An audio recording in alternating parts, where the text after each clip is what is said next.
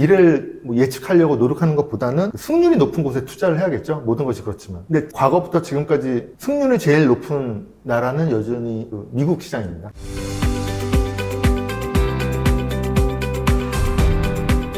가장 빠르게 부자 되는 현실적인 방법. 오늘은 최영민 작가 모시고 이야기 들어보겠습니다. 작가님 안녕하십시오. 네.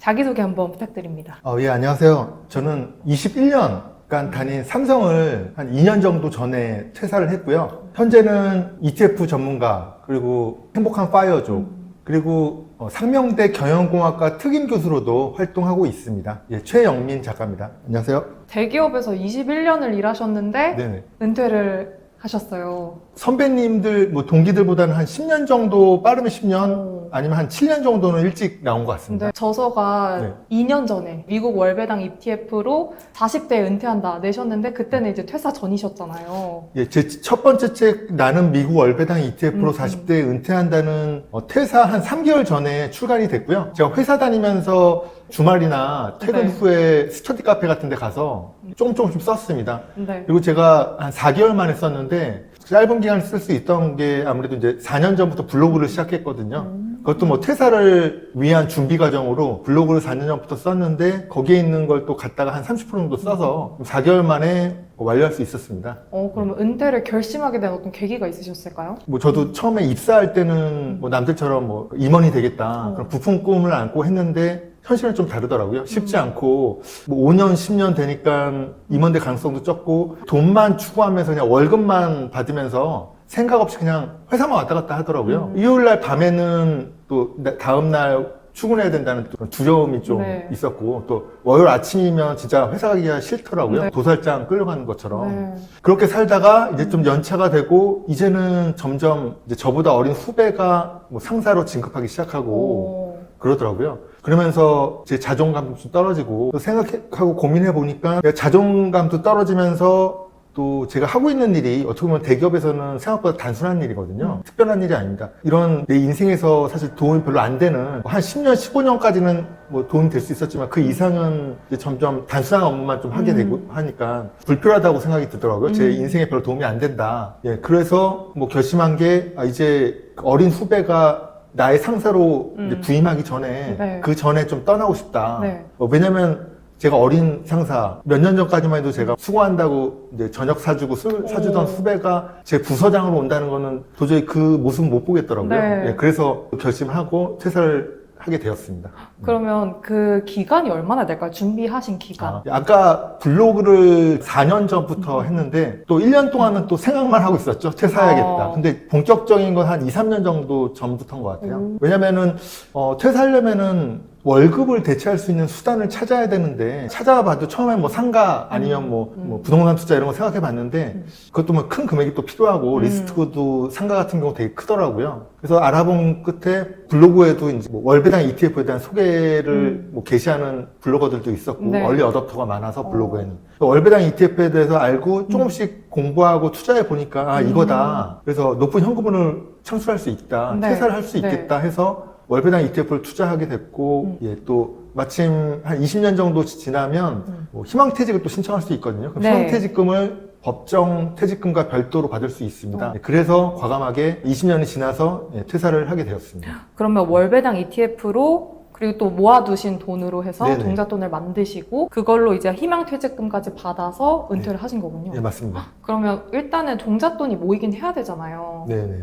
어떻게 시작을 해야 될까요? 일단은 열심히 모아야겠죠. 그리고 가성비 있는 소비. 사실 신입사원으로 입사하고 하면은 또 연애도 해야 되니까 자동차도 사고 뭐 명품도 사고 하는데 가급적이면 그거를 좀 지양하는 게 좋죠. 또 요즘은 뭐 지하철로 서울에서는 어디든 편하게 다닐 수 있잖아요. 그래서 뭐 이렇게 남들 의식하는 그 소비, 그런 소비는 좀 지양해서 차곡차곡 꾸준히 종잣돈을 모아서 그 다음에 이제 그 돈을 이제 불려야죠. 그 다음에 불린 다음에 이제 아파트나 뭐 주식 같은 곳에 이제 투자하면서 원금을 이제 크게 자산을 불려야 되는 거죠. 그러면 지금 어느 정도 시드가 있어야 은퇴가 가능하다. 이 기준이 좀 있으실까요? 그래도 투자를 하려면 뭐 1억 아니면 좀 못해도 한 5천만 원 정도는 돼야지 여기저기 이제 투자를 할 수 있지 않을까 좀 생각합니다. 근데 요즘 뭐 월급 열심히 모으시면 5천만 원 정도는 그래도 몇 년 안에 좀 모을 수 있지 않을까 그냥 개인적으로 생각하는데 예, 한 5천만 원 최소 있어야 되지 않을까. 보통 한 1억 정도면 시작하기 제일 좋고요. 네.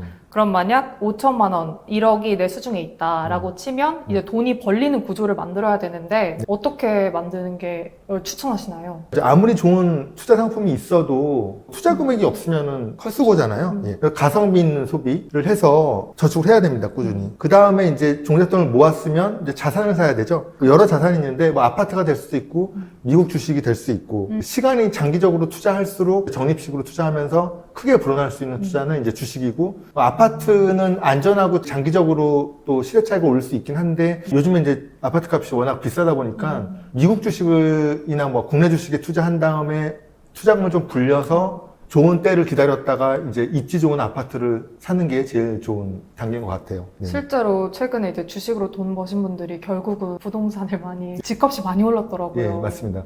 그래서 일단은 주식으로 많이 번 분들이 있지만 네. 그래도 그 안정적인 투자가 아파트이기 때문에 웬만큼 모이면 주식에서 차익을 내면 대부분이 다 아파트를 투자하게 되죠. 아파트는 어디 뭐 도망가는 것도 아니고 주식처럼 오락내리락해서 다시 본전이 되지 네. 않잖아요. 네. 그리고 인플레이션 때문에 아파트는 오를 수밖에 없습니다. 그러면 굉장히 조급해지거든요. 네네. 사실 지금 네네. 서울은 너무 오를 대로 올랐고 한 번에 살 수가 없잖아요. 네네.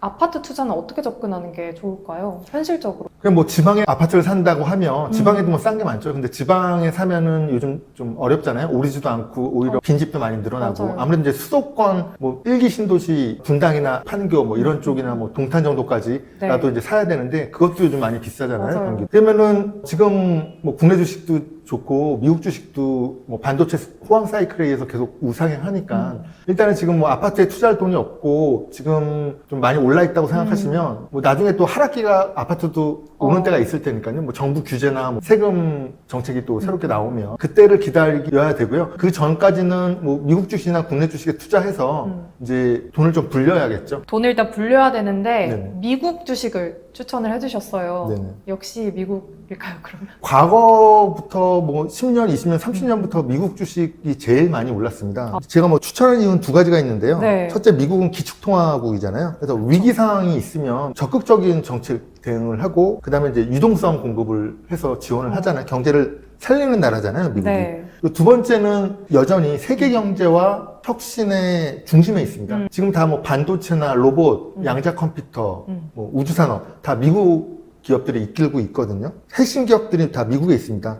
투자에서 중요한 것은 뭐 미래를 뭐 예측하려고 노력하는 것보다는 승률이 높은 곳에 투자를 해야겠죠. 모든 것이 그렇지만. 근데 과거부터 지금까지 승률이 제일 높은 나라는 여전히 그 미국 시장입니다. 근데 사실 미국이 잘 될 거라는 건 알고 있지만 네. 이 매의 눈을 갖고 있지 않은 한 이미 너무 비싸 버렸다. 사려고 보면 아 이것도 비싸네. 네. 이미 쟁쟁한 기업들은 그렇잖아요. 네. 어떻게 기준을 보고 투자를 하고 계신가요? 일단 뭐 세 가지 기준으로 말씀드릴 수 있는데 첫 번째는 내가 이해할 수 있는 기업인가. 어떤 사업하는지 뭐 반도체 사업인지 양자 컴퓨터인지 그리고 어떻게 돈이 벌리는지 설명할 수 없다면 투자하지 않는 것이 좋습니다. 예를 들어 뭐 스페이스 X 같은 경우는 상장하고 나서 한 3, 4일을 올랐는데 그 다음에 이제 연속해서 좀 떨어지더라고요. 그게 아무래도 아직은 적자 기업이거든요. 근데 아무래도 이제 상장하고 나니까 많은 사람들의 관심이 쏠리고 좀 거품이 일어나서 급하게 올랐다 이제 급하게 떨어지는데요. 일단은 어떻게 지금 돈을 벌고 있는지 실적이 나고 있는지 이익을 보고 있는지 예, 그런 걸 보셔야 되고요. 두 번째는 이제 10년 뒤에도 살아남을 기업인가 보셔야 되는데 미국 시장에는 엔비디아, 알파벳처럼 세계 시장을 이끄는 기업들이 많거든요. 일시적인 유행 이런 게 아니라 장기적인 경쟁력을 꼼꼼히 따져 보셔야 됩니다. 그리고 마지막으로는 제일 중요한 건데 개인이 원하는 거 다 다릅니다. 내 성향에 맞는 투자인가. 나는 뭐 1억을 5년, 10년 후에 5억, 10억까지 불리겠다. 성장을 원한다면 알파벳, 엔비디아 같은 개별 주식, 뭐 아니면 뭐 양자 컴퓨터 그런 주식을 사야 되고 아니면 이제 안전하게 가려면 장기적으로 ETF겠죠. 지수 ETF. 근데 나는 이제 은퇴를 앞두고 있다. 은퇴했다. 그래서 큰 현금 흐름이 필요하다고 하시면 월배당 ETF가 적합한 투자입니다. 결국 좋은 투자는 뭐 남들 따라서 추천하는 종목을 뭐 따라 사는 것이 아니라 자신만의 기준을 만들고 그 기준을 지키는 것이 현명한 투자입니다. 저희가 이제 월배당 ETF는 2부에서 더 구체적으로 다뤄볼 텐데요. 일단 작가님께서는 저희가 보통은 이 안전하게 분산 투자를 하라고 하잖아요. 네. 근데 책을 읽어보니까 집중 투자를 추천하시더라고요. 네. 그 이유도 궁금합니다. 사실 뭐 지금 금융 기업들, 은행들이 TV 광고에서 나와서 선전하는 게뭐 분산 투자를 해라. 맞아요. 그래야지 제일 안전하고 현명한 투자다 이렇게 얘기를 하는데 그 광고는 부자들을 위한 광고 같아요. 사실 뭐 부유층들은 연 5% 수익률만 내도 계속 소비에도 통장의 잔고가 거의 안 줄어들 겁니다. 근데 평범한 우리 같은 그 사람들은 일단은 그 돈을 일단 많이 모은 다음에 분산 투자해야 되거든요. 아무래도 그 조건이 안 되기 때문에 자산이 부족하니까 일단은 집중을 해야 됩니다. 그래서 그 투자를 할 때 여러 곳에 분산 투자하는 것보다는 잘 되는 곳, 성장성이 높을 만한 곳에 투자를 해야겠죠. 아무래도 이제 열심히 공부하시고 경영하시면 투자자라면 그 분산 투자보다 집중 투자하는 게 더 현명한 투자가 될 수 있습니다. 그냥 언뜻 들었을 때는 좀 위험할 수도 있을 것 같다 네네. 싶은데 그래도 그만큼 신중하게 기준을 세워서 집중 투자하는 걸 추천하시는 거죠. 예를 들어 뭐 1,000만 원 있는데 뭐 비트코인에 투자하고 미국 주식, 국내 주식 그리고 뭐 부동산, 금이나 은, 채권 그런데 투자하면 떨어지지는 않겠죠. 그런데 오르지도 않습니다. 그러니까 계속 자산은 그냥 그대로 있는 거죠. 떨어지지는 않겠지만 그러니까 안정적이긴 한데 뭐 부자가 될 수는 없죠. 그러면 어디에 집중 투자하고 계신지 궁금합니다. 일단 뭐 제 자산의 대부분은 안 그래도 여러분처럼 뭐 아파트가 워낙 뭐 서울 집값이 비싸니까 네. 아파트 비중이 높고 그 다음에 저도 이제 미국 주식이나 국내 주식 뭐 조금 하고 있고 그 다음에 현금 흐름은 월배당 ETF로 뿌리고 있습니다. 사실 이제 국내장은 보면 요즘 반도체 쏠림이 너무 심하잖아요. 그렇습니다. 그럼 미국 주식을 투자할 때는 어떤 분야가 좀 유망이 있을까요? 반도체가 아니면 뭐 M7 기업 되게 네네. 창창하잖아요. 예, 작년 하반기 그리고 지금까지도 전문가들도 2, 3년까지는 계속 호황일 거다. 근데 제 개인적인 생각이고 그 보면 내년까지는 괜찮을 것 같아요. 바로 제가 눈여겨보고 있는 거는 그리고 지금 실적으로도 성과를 내고 있는 반도체 섹터거든요. 아무래도 이제 AI 산업은 계속 성장하고 있습니다. 생성형 AI에서 에이전트 AI로 넘어가는 지금 시기거든요. 에이전트 AI 다음은 이제 피지컬 AI잖아요. 로봇이 네, 나오는. 네. 그리고 자율주행차도 나올 테고 로보택시도 나올 테고. 그러려면은 수많은 반도체, 메모리, 비메모리 반도체가 필요합니다. 그럼 앞으로도 계속 공급보다 수요가 훨씬 많은 거거든요. 네. 그래서 SK하이닉스나 마이크론 같은 그래서 메모리 반도체 기업들이 지금 계속 주가가 우상향하고 있고 실적도 많이 내고 있고요. 그리고 또 중요한 건 이제 투자할 때 가장 중요하게 보여야 될 지표가 실적인데 매출과 이익이 꾸준히 증가하는지 산업의 이제 성장 스토리가 실제 숫자로 확인되는지 지금 뭐 SK하이닉스나 엔비디아는 실적으로 확인되고 있잖아요. 네. 예. 그래서 주가는 단기적인 기대감에 움직일 수 있지만 장기적으로 결국은 실적을 따라가게 되거든요. 그래서 저는 미래를 예측하기보다 이제 이미 성장하고 있는 산업과 기업에만 투자를 하고 있습니다. 현재 그 변화의 중심에는 이제 AI가 있고 그 중심에는 이제 반도체 산업이 있습니다. 그럼 어떻게 보면 굉장히 안정형 예, 제 생각에 투자인 그렇게 거네요. 예, 그렇습니다. 반도체는 뭐 전문가들도 2, 3년, 뭐 적어도 내년까지는 계속 호황을 누릴 거다. 실적으로도 그 증명이 되고 있고요. 제가 한번 그 미국의 반도체 소부장주에 투자를 했는데 네네. 공부 없이 네네. 그냥 와서 듣고 근데 거기 이제 상한가 하한가 이런 게 없으니까 막 하루에 뭐 70%막 이렇게 오르고 이거 대박이다 싶었는데 하루 만에 이렇게 막 되게 변동성이 높은 네. 기업에 투자하셨나 보네. 근데 이제 또 도파민 네, 측면에서는 재밌다 이거 하루 만에 이렇게 막 변동폭이 크니까 근데 그런 건 이제 위험하다고 보시는 거죠. 그러니까 잘 공부하고 변동성이 낮은 거는 안전한 거는 빅테크 기업이죠. 그다음에 AI 반도체 여러분이 대부분이 알고 있는 주식들 SK하이닉스, 삼성전자, 마이크론, 뭐 브로드컴 시가총액 뭐 10위 안에 20위 안에 드는 네. 그런 기업에 하면 그렇게 주가가 떨어지더라도 그렇게 많이 떨어지는 않습니다. 근데 잘 들어보지 못했거나 이제 태동하는 기업들 그냥 겉으로는 반도체인데 들여다보면 반도체 기업이 아니거나 뭐 이럴 수도 있고 우주항공 기업이 네. 아닐 수 있고 이렇거든요. 그러니까 잘 확인해 봐야겠죠. 그럼 어떻게 보면 투자하실 때 가장 중요하게 보는 지표가 뭐 매출, 순이익 뭐 이런 지표 그걸 일단 먼저 확인을 해야 된다. 최소한 뭐 적자는 보지 말아야겠죠. 예. 근데 일단 말씀해주신 기업만 들었을 때는 굉장히 쟁쟁한 기업 같아요. 쉽게 네. 망하지 않을 것 같은데 그렇죠. 그러면 앞으로도 계속 우상향 할 거라고 보시는 거죠? 예, 왜냐하면 빅테크 기업들은 현금 자금 운용력이 거의 뭐 몇백 조씩 되고 그리고 아시다시피 미국 기업이잖아요. 미국 트럼프 대통령이 자국 기업 망하게 두지는 않겠죠. 그리고 엄청 지원을 하고 있잖아요. 네. 인텔 같은 경우도 뭐 CPU, 인텔 펜티엄 프로세서로 유명한 인텔도 뭐 작년 초까지만 해도 위태위태하다는 얘기도 있었는데 뭐 그 트럼프가 적극적으로 지원함으로써 소생했잖아요. 지금 네네. 뭐 주가도 많이 오르고 그러고 있고 마이크론 같은 경우도 뭐 트럼프가 또 정부에서 많이 지원을 하고 있고 미국 기업은 많이 지원하고 있기 때문에 빅테크 기업은 쉽게 흔들리지 않을 것 같고 그리고 워낙 또 돈을 많이 벌고 있고요. 엔비디아든 뭐 테슬라든 실제적으로 돈을 많이 벌고 있잖아요. 알파벳도 그렇고요. 쉽게 흔들리지 않는다. 그러면 마지막으로 또 궁금한 게 미국 주식으로 이제 양도세 줄이는 전략도 궁금합니다. 아시다시피 뭐 국내 주식은 양도세가 없는데 우리 미국 주식은 아무튼 22% 네. 양도세가 있잖아요. 첫 번째 방법은 1년에 1월 1일부터 12월 31일까지 딱 250만 원만 차익을 보면 250만 원 것만 이익을 보고 팔고 그 다음에 이제 또 다시 사는 거죠. 250만 원까지는 비과세잖아요. 네. 그래서 250만 원까지 하고 그 다음에 이제 두 번째는 뭐 손실본 그 주식을 팔고 그 이익본 주식하고 이제 동시에 파는 거죠. 뭐 엔비디아로 뭐 1,000만 원 이익을 봤다. 그런데 1,000만 원에서 250만 원을 빼면 750만 원에 대해서 양도세를 내야 되잖아요. 그러면 그때 엔비디아 1,000불 이익 받지만 테슬라에서 750만 원 지금 마이너스 상태다. 그럼 같이 그냥 동시에 그 매도하는 거죠. 그러면은 뭐 테슬라는 그냥 매도하면 이제 끝이냐 하실 수 있는데 테슬라를 팔고 다시 사면 됩니다. 그럼 테슬라는 또 포트폴리오 비중에서 그대로 가지고 있을 수 있잖아요. 네. 이제 투자 전략을 그대로 가지고 있잖아요. 그러니까 손실난 종목을 샀다 다시 팔고 그리고 이익 보는 주식을 팔아서 이익을 실현하고 플러스 마이너스 해서 250만 원 넘지 않게 파는 거죠. 손실날 종목도 같이 팔아서 손익통상 상계하는 거고. 마지막으로는 내가 예를 들어 10년 전에 엔비디아를 샀는데